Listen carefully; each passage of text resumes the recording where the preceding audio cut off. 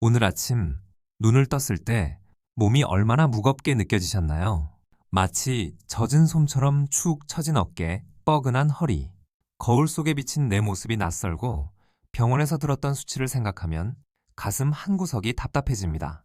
대사증후군, 그 단어가 주는 압박감 때문에 오히려 이불 밖으로 나가기가 더 두려워지지는 않으셨나요? 우리는 건강을 위해 움직여야 한다는 걸 너무나 잘 알고 있습니다. 하지만 머리로 아는 것과 실제로 몸을 움직이는 것 사이에는 거대한 벽이 존재하죠. 병원에 가면 의사 선생님은 늘 같은 말을 합니다. 체중을 줄이셔야 합니다. 운동하셔야 합니다. 혈압과 혈당을 낮추려면 어쩔 수 없습니다. 맞는 말입니다. 하지만 이 말이 당신에게는 어떻게 들리나요?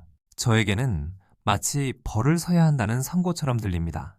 땀을 흘리고 숨이 차는 그 과정이 나를 위한 선물이 아니라 내가 내 몸을 잘못 관리한 대가로 치러야 하는 고통스러운 숙제처럼 느껴지는 것이죠.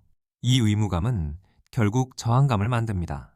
하루를 미루고 이틀을 미루고 그러다 보면 몸은 더 무거워지고 기분은 더 가라앉습니다. 움직이지 않으니 혈당은 오르고 혈당이 오르니 피로감이 몰려와 더 움직이기 싫어지는 악순환. 대사증후군이라는 늪은 그렇게 우리를 서서히 끌어당깁니다. 그런데 만약 우리가 운동에 대해 완전히 잘못 생각하고 있었다면 어떨까요? 만약 땀을 흘리는 그 행위가 살을 빼기 위한 고행이 아니라 뇌가 행복해지기 위해 간절히 원하는 생존 본능이라면요? 심리학자 켈리 맥고니걸은 책 움직임의 힘에서 놀라운 사실을 밝혀냅니다. 운동은 우리 몸이 스스로에게 처방하는 가장 강력한 우울증 치료제이자 희망을 만드는 공장이라는 사실을 말이죠. 오늘 여러분께 소개해드릴 이야기는 단순한 다이어트 팁이 아닙니다. 이것은 당신의 근육 속에 숨겨진 희망 분자에 대한 이야기입니다. 이 이야기를 듣고 나면 당장 자리에서 일어나 걷고 싶어질지도 모릅니다. 살을 빼기 위해서가 아니라 단지 기분이 좋아지고 싶어서 말이죠. 당신의 심장이 뛰는 진짜 이유를 찾을 준비가 되셨나요? 과거의 과학자들은 근육을 단순히 뼈를 움직이는 기계 장치로만 생각했습니다. 자동차의 엔진처럼 말이죠. 하지만 최근의 연구 결과는 충격적입니다. 근육은 사실 거대한 내분비 기관이었습니다. 우리가 근육을 수축시킬 때마다 근육은 혈류로 수백 가지의 화학 물질을 뿜어냅니다. 이 물질들을 총칭하여 마이오카인이라고 부릅니다. 켈리 맥고니걸은 이 마이오카인을 희망 분자라고 부릅니다. 왜일까요? 이 화학 물질들이 혈관을 타고 뇌에 도착하면 놀라운 일이 벌어지기 때문입니다. 뇌의 염증을 줄이고 스트레스에 대항하는 능력을 키워주며 우울증과 불안을 잠재웁니다. 즉, 당신이 걷거나 스쿼트를 할 때마다 당신의 근육은 뇌에게 괜찮아, 우린 할 수 있어 라는 희망의 편지를 보내고 있는 것입니다. 여기서 잠깐 대사증후군을 앓고 계신 분들이라면 주목해야 할 사실이 있습니다. 대사증후군의 근본 원인 중 하나는 바로 만성염증입니다. 몸속의 지방 조직, 특히 내장 지방은 끊임없이 염증 물질을 뿜어내며 우리 몸을 공격하고 혈관을 병들게 합니다. 이 염증은 뇌에도 영향을 주어 무기력증과 우울감을 유발하죠. 우리가 아파서 움직이기 싫은 게 아니라 염증이 우리를 꼼짝 못하게 만드는 것일 수도 있습니다. 하지만 희소식이 있습니다.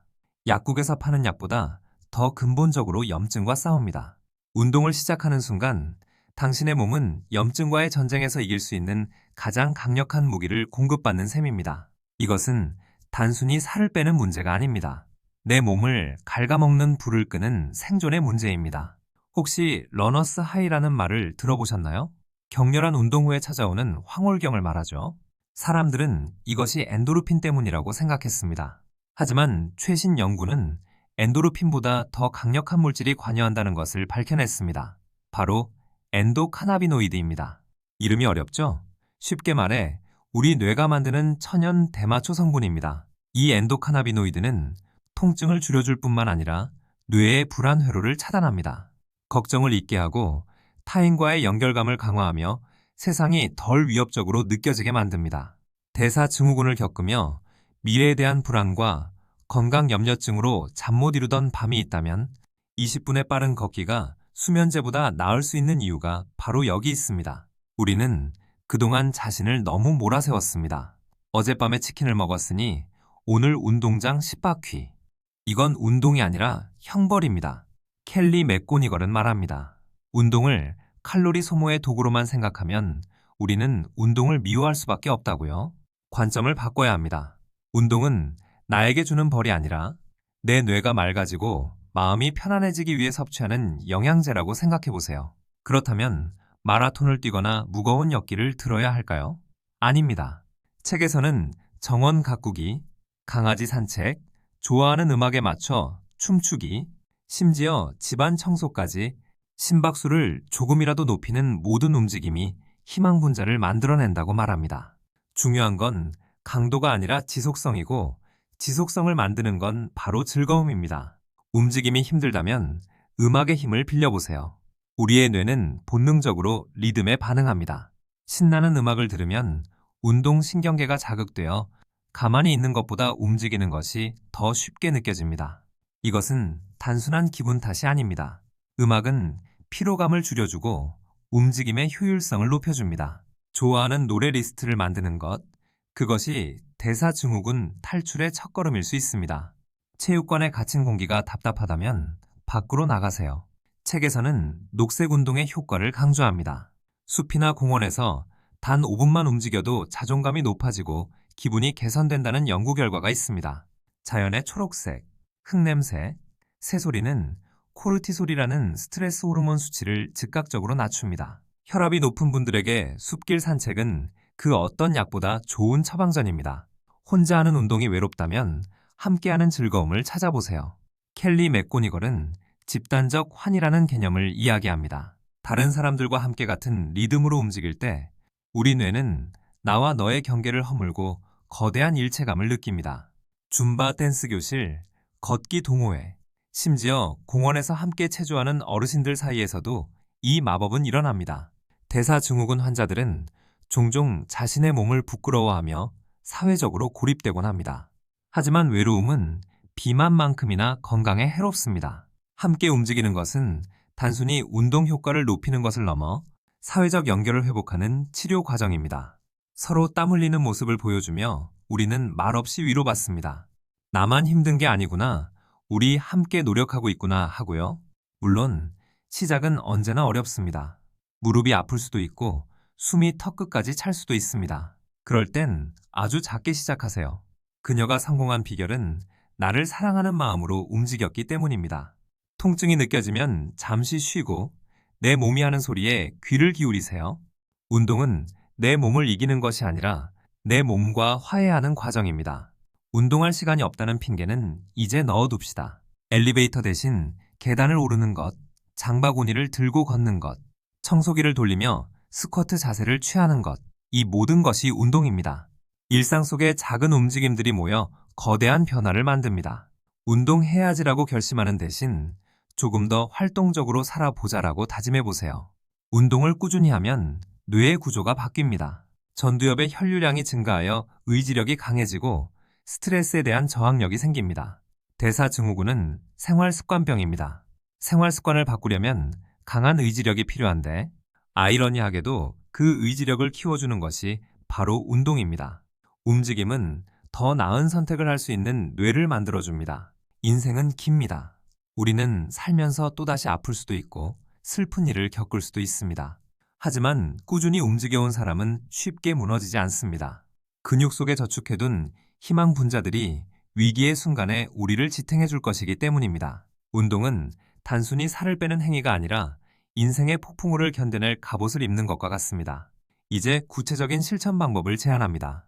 첫째, 하루에 딱 한 번 가장 좋아하는 노래 한 곡을 틀고 3분 동안만 몸을 흔들어 보세요. 남의 시선은 신경 쓰지 마세요. 커튼을 치고 방 안에서 혼자 해도 좋습니다. 중요한 건 음악에 몸을 맡기고 즐거움을 느끼는 것입니다. 이 3분이 당신의 뇌 화학 물질을 바꿉니다. 둘째, 점심 식사 후 10분만 밖으로 나가 걸으세요. 혈당 스파이크를 막는 가장 효과적인 방법입니다. 실내 트레드밀보다는 야외가 좋습니다.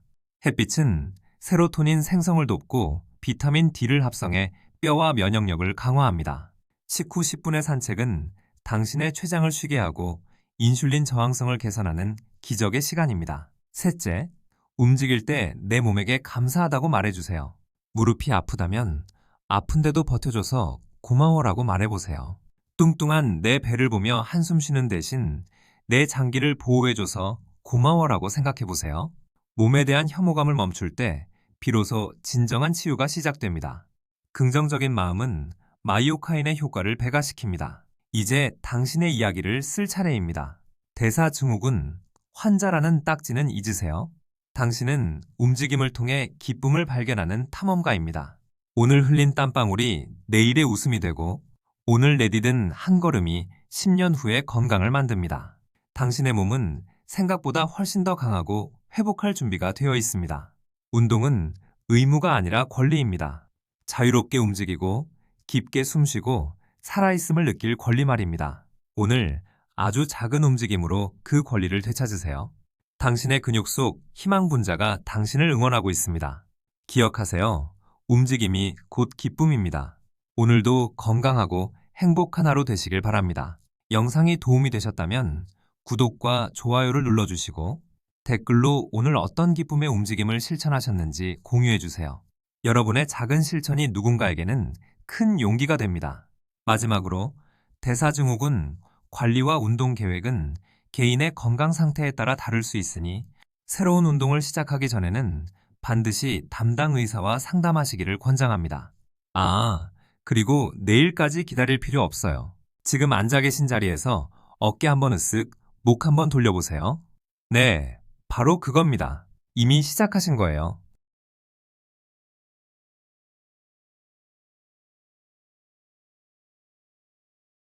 운동만큼 중요한 것이 바로 잠입니다. 운동으로 분비된 희망 분자들은 우리가 잠을 자는 동안 뇌와 몸을 청소하고 복구합니다. 오늘 조금이라도 움직이셨다면 오늘 밤 꿀잠은 예약된 것이나 다름없습니다.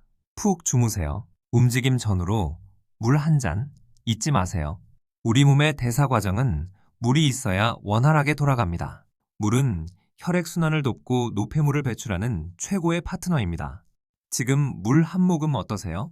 운동이 부담스럽다면 스트레칭부터 시작해보세요. 굳은 근육을 늘려주는 것만으로도 혈류가 개선되고 기분이 상쾌해집니다. 고양이가 기지개를 켜듯 시원하게 쭉 펴보세요. 여러분이 운동을 시작하기 가장 힘든 이유는 무엇인가요? 무릎 통증, 시간 부족, 아니면 그냥 귀찮음? 댓글로 남겨주시면 다음 영상에서 해결책을 함께 찾아보겠습니다.